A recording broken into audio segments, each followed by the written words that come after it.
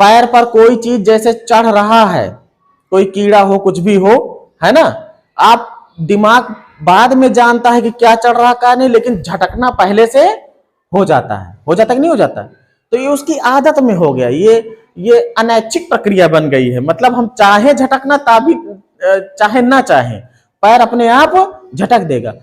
तो हेलो बच्चों, कैसे हो आप लोग। तो आज हम लोग फिर से एक नया टॉपिक पे आ गए हैं। इसके पहले हम लोगों ने जान लिया था कि प्लांट टिश्यूज क्या होते हैं और एनिमल टिश्यूज क्या होते हैं। उसके बाद हम बढ़ेंगे आगे, तो जो हेडिंग मिलेगी आपको वो मिलेगी coordination in animals. Coordination in animals का मतलब क्या हो गया कि जंतुओं में समन्वयन की समन्वय स्थापित करना या तालमेल बिठाना। क्या चीज करना, तालमेल बिठाना। जैसे हमारे शरीर में कई ऑर्गन सिस्टम है ना, चाहे हम एक श्वसन तंत्र का है पूरा एक सिस्टम, एक पाचन तंत्र है, इसी तरीके से एक उत्सर्जन तंत्र है। तो कई तंत्र है ना, कई सिस्टम है ना अपने शरीर में, लेकिन वो एक सिस्टम क्या दूसरे सिस्टम से जुड़े हुए नहीं है। जैसे अगर मान लीजिए जो उत्सर्जन तंत्र है, जो एक्सक्रीटरी सिस्टम है, यानी कि किडनी, जैसे मान लो किडनी उत्सर्जन तंत्र का काम करती है ना, जो अपशिष्ट पदार्थ होता है उसको बाहर शरीर से निकालती है ना, हानिकारक यूरिया। अगर मान लीजिए वो काम करना बंद कर दे, क्या होगा, आपके खून में दूषित पदार्थ घुल जाएगा, और जब उसमें घुल जाएगा तो वो खून तो पूरे शरीर में फैला हुआ है, दौड़ रहा है ना, वो तुम्हारे हार्ट में भी नुकसान करेगा, तुम्हारे ब्रेन को भी नुकसान करेगा, पूरे अंग को डैमेज कर सकता है ना। मतलब उत्सर्जन तंत्र किसी दूसरे तंत्र से सिस्टम जुड़ गया ना। इसी तरीके से अगर मान लीजिए किसी का पाचन तंत्र खराब हो जाए, भोजन का पाचन सही से ना हो, जब भोजन पचेगा नहीं तो शरीर को ऊर्जा मिलेगी नहीं, और जब शरीर को ऊर्जा मिलेगी नहीं तो किस ऊर्जा से ये शरीर काम करेगा। मतलब कहने का ये है कि जितने भी अंग तंत्र हैं वो सब एक दूसरे से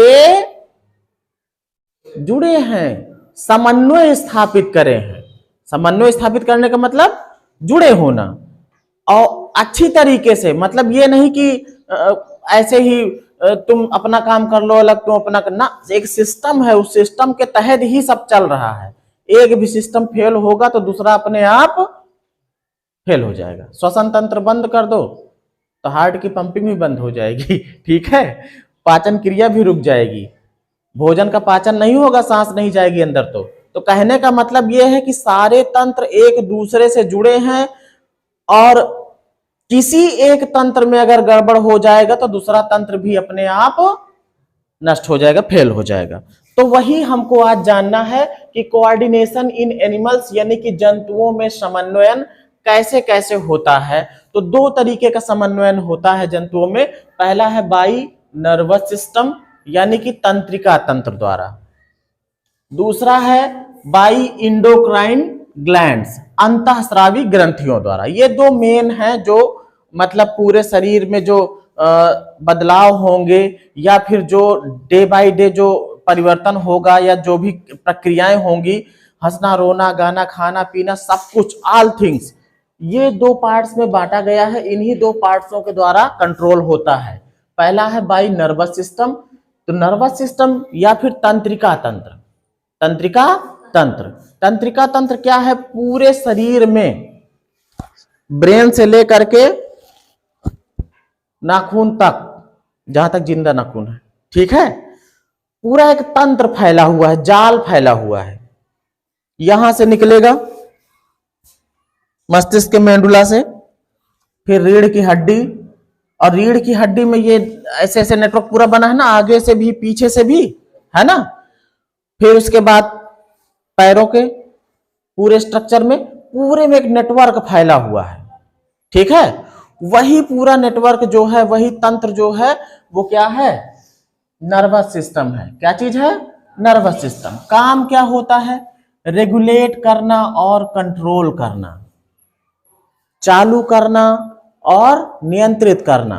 मतलब शरीर के अंदर के जितने भी काम हैं, छोटे से छोटा बड़े से बड़ा, चाहे किसी एक फूल को सूंघना हो और चाहे पैर को झिटकना हो, चाहे हाथ से किसी को मारना है, जितनी भी चीजें हैं उन सब का रेगुलेटर, रिमोट कंट्रोल, और ये दोनों चीज जो है कौन लेके चल रहा है? Nervous system. अब नर्वस सिस्टम में कितनी चीजें हैं वो जान लो पहले। नर्वस सिस्टम के अंतर्गत 3 चीजें पाई जाती हैं। एक है ब्रेन, मस्तिष्क, दिमाग, दूसरा स्पाइनल कॉर्ड और तीसरा नर्वस सिस्टम। ये तीनों एक दूसरे से जुड़े हुए हैं, कोई अलग अलग नहीं है।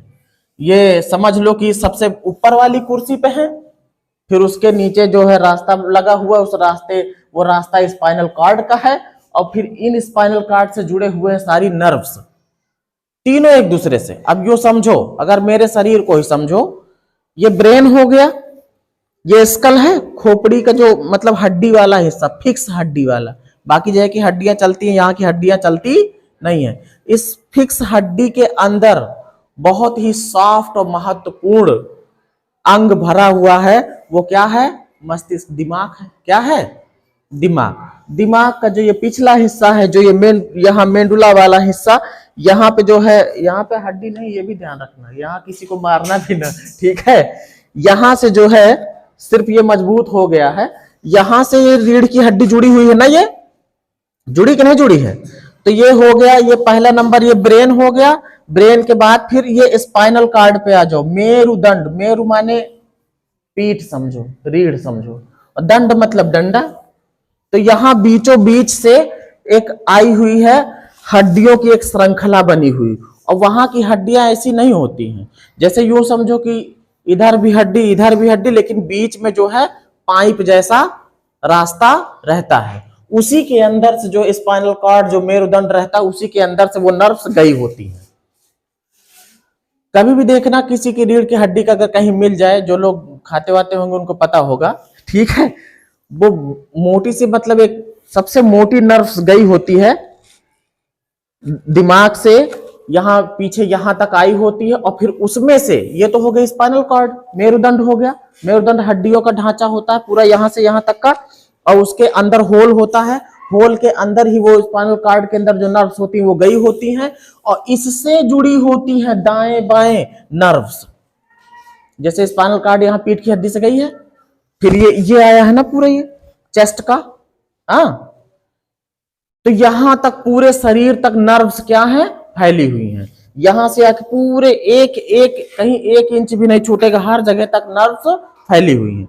अब देखो तीनों एक दूसरे से रिलेट हो गई ना, जुड़ी हुई है ना भाई नर्व्स, हाँ, तंत्रिकाएं, तंत्रिका जुड़ी किससे? स्पाइनल कॉर्ड से, मेन जो राड गई है ये, है ना, इससे जुड़ी, और ये जुड़ा किससे? दिमाग से। अब कहीं पर भी अगर एक छोटी सी पिन चुभी तो पहले सूचना किसके पास पहुंची? तंत्रिका के पास। इसका काम ही है instant experience of any stimulus, किसी भी उद्दीपन को, स्टिमुलस को, उद्दीपन का मतलब जैसे एक झापड़ किसी को मार दो बिना मतलब का तो तुरंत गुस्सा आ जाएगा, वो गुस्सा आ जाएगा ना, तो झापड़ पड़ा वो एक तरीके का उद्दीपन है, स्टिमुलेट हो गया। तो जो नर्व्स होती है, जो तंत्रिकाएं होती हैं, इंस्टेंट मतलब तुरंत, सेकेंडों से भी 100वें भाग का मान लो, इंस्टेंट एक्सपीरियंस, तुरंत अनुभव कर लेती हैं कि बिच्छू डंक मारे है कि कांटा चुने, ठीक है। किसी भी स्टिमुलस को तुरंत जो है वो अनुभव करेंगी, और तुरंत जो है नर्व्स जुड़ी है किससे बेटा? स्पाइनल कॉर्ड से। किससे जुड़ी है? स्पाइनल कॉर्ड से। चाहे एक उंगली में ही पिन चुभेगी, नर्व्स यहां तक है फैली, ये किसको सूचना देंगी? Spinal cord. स्पाइनल कॉर्ड जुड़ा है किससे? ब्रेन से। किससे जुड़ा है? ब्रेन से। तो मतलब पूरे शरीर से सूचनाएं सेकंड से भी 10वें 100वें हिस्से में सूचनाएं दिमाग को पहुंच जाती है। और शरीर अब अपना तो इतना अभ्यस्त हो गया है, कई बार सूचना बाद में देता है, काम प्रतिक्रिया पहले कर देता है। जैसे किसी के आंख के पास अगर कोई चीज आने वाली होती है, दिमाग बाद में सोचा था का आई का गए, लेकिन पलक लप से बंद कर लिए थे, ओका पता है कुछ है सामने तो बंद कर लेना है ना। कहीं कोई चीज चुभती है तो जैसे चुभी तैसे हाथ हट जाता है। अब वो सूचना चाहे दिमाग तक पहुंची हो, दिमाग सोचे कि हटाएं इस नोक से कि ना हटाएं, लेकिन वो पहले ही हट जाता है ना। तो कहने का मतलब ये हो गया बेटा, जो भी स्टिमुलस होगा वो सबसे पहले नर्व्स उसको रिसीव करेंगी, रिसीव करके स्पाइनल कॉर्ड के जरिए कहां पहुंचेंगी, मस्तिष्क पे। मस्तिष्क क्या करेगा, डिसीजन लेगा। क्या करेगा बेटा, डिसीजन लेगा। ऑल वॉलंटरी एक्शन, सभी महत्वपूर्ण जो काम है उनका क्या करेगा, डिसीजन लेगा। मतलब क्या करना है हमको, क्या नहीं करना है। ये क्या क्या कर सकता है, डिसीजन ले सकता है, ये डिसाइड कर सकता है फ्रेग्रेंस कैसी है, कैसी खुशबू है, गुलाब क्या है कि रात रानी क्या है कि चंपा चमेली क्या है कि कोनो फॉग सेंट क्या है कि कोबरा सेंट क्या है। ये कौन डिसाइड कर लेता है, मस्तिष्क। भाई नहीं तो महक है ना, कोई भी खुशबू हो सकती है, कि बदबू है वो भी डिसाइड कर लेगा। फिर हियरिंग, सुन करके, सुनना अलग बात है, और सुन करके ये डिसाइड करना कि यह मृतांजय की आवाज है कि नेहा की आवाज है कि मेरी आवाज है, उसमें भी फर्क कर लेता है ना। कौन करता है, डिसीजन लेने वाला, ब्रेन। फिर कलर, रंग तो रंग में भी विभेद कर लेता है, कौन, ब्रेन। तो ये सब काम किसके हैं, मस्तिष्क के। इसके बाद स्पाइनल कॉर्ड क्या करता है, इनवॉलंटरी एक्शन को कंट्रोल करता है। ये वॉलंटरी एक्शन, ये लीगल एक्शन लेने वाला है, और इसी के हिसाब से ये चलने वाला है। बात समझ गए, ये जो कराएगा उसको ये करेगा, मतलब ये रास्ते के बीच की चीज है, इसके द्वारा बाकी हरकतें होंगी। ठीक है। फिर इसके बाद देखो नर्व्स में क्या हो गया, नर्व्स दो तरीके की हो गई। पहला है क्रेनियल नर्व्स यानी कि कपालीय तंत्रिकाएं, और दूसरा है स्पाइनल नर्व्स। ये स्पाइनल नर्व्स और जो ये क्रेनियल नर्व्स हैं ये कुछ अलग नहीं है।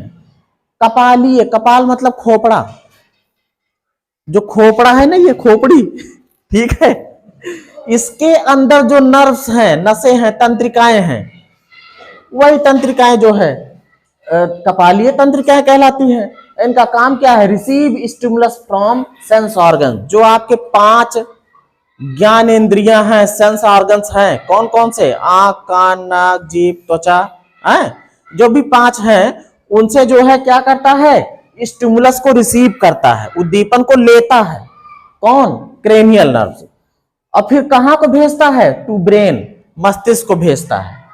ठीक, ये जो है क्या करता है, ये इनमें देखो फर्क है। ये कहां जुड़ा, ये पहुंचा हुआ है ब्रेन से, सीधा रिलेटेड है। ये दिमाग से सीधा रिलेटेड नहीं है, ये जुड़ी हुई है इससे, उसके बाद दिमाग तक पहुंचेगी। एक हिसाब से ये कह सकते हो कि जो कपालीय तंत्रिकाएं हैं ये ब्रेन की, मतलब मस्तिष्क के ज्यादा नजदीक है, ये ज्यादा क्लोज है। ये समझो ब्रेन के अंदर है, लेकिन रहती तो बाहर भी है, सूचनाएं तो बाहर से भी लाती हैं। और ये जो है ये पहले इनसे मिलेंगी, उसके बाद वहां पहुंचेंगे। मतलब इनका डायरेक्ट जुगाड़ है, लेकिन स्पाइनल नर्व्स का डायरेक्ट जुगाड़ नहीं है। पहले स्पाइनल कॉर्ड से, उसके बाद फिर ब्रेन तक इनकी बात पहुंचेगी। क्लियर है बात, कोई चीज इसमें रह गया है? ठीक है, तो नेक्स्ट डे हम लोग देखेंगे एंडोक्राइन ग्लैंड्स, अंतःस्रावी ग्रंथियां, ये किस तरीके से हमारे शरीर में जो भी चेंजेज होते हैं उसको कैसे करती हैं, इसको समझेंगे। आज इस वीडियो में इतना ही।